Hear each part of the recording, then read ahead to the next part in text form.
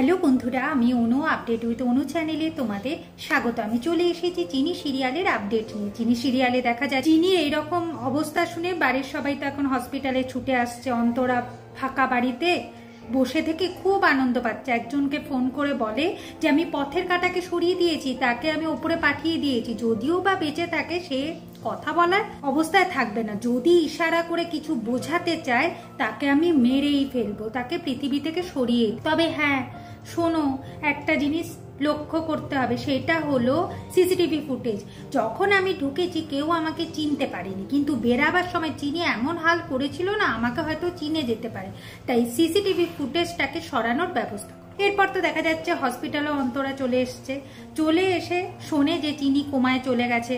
দ্রোণ চিনির কাছে গিয়ে কান্নাকাটি করে যে তুমি কেন এরকম করলে, আমাকে কথা দিয়েছিলে যে আমাকে বলে সমস্ত কিছু করবে, আমি তোমাকে সমস্ত বিপদের হাত থেকে বাঁচাবো, কথা দিয়েছিলাম তোমার পাশে থাকবো, কেন তুমি আমায় কিছু জানালে না। এইরকম করে কান্নাকাটি করছে, চিনিকে বলছে আমার সাথে কথা বলো। কিন্তু চিনি কোমায় যায়নি বন্ধুরা, চিনি কিন্তু এটা অ্যাক্টিং করছে তার শাশুড়ি মাকে হাতে নাতে ধরবার জন্য।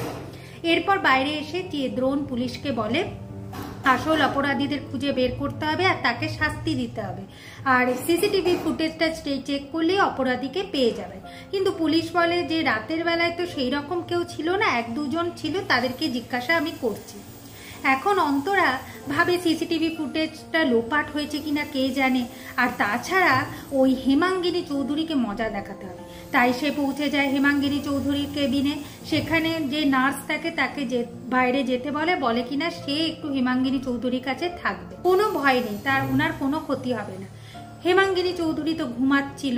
এরপর অন্তরা জোর করে হেমাঙ্গিনী চৌধুরীকে ঘুম থেকে তোলে আর বলে চিনির সাথে হাত মিলিয়ে আমাকে ফাঁসাবার চেষ্টা করছিলেন না, আপনি জানেন না আমি কেমন, আমি কতটা সাংঘাতিক, এখনো ভয় পাচ্ছেন না? না, আগে বেশ ভয়ে ভয়ে থাকতেন, এখন চিনিকে দেখে আপনার সাহস বেড়ে গেছে তাই না? আপনি তো জানেন আমি কেমন, আমি কিন্তু আপনাকে কোনোভাবে বাঁচতে দেব না। আপনি অন্তরার রূপ এখনো জানেন না।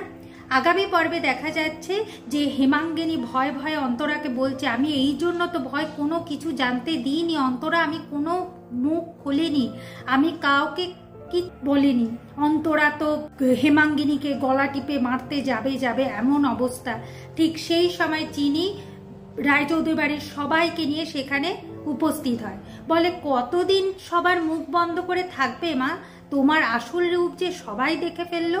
অন্তরা এরপর একটু ভয় পেয়েছে। এভাবেই আজকের পর্বটা শেষ হয়ে যাচ্ছে। আশা করি আজকের পর্বটা তোমাদের ভালো লাগবে। ভিডিওটা দেখবার জন্য আর আপডেট উইথ অনু চ্যানেলের পাশে থাকবার জন্য অসংখ্য ধন্যবাদ।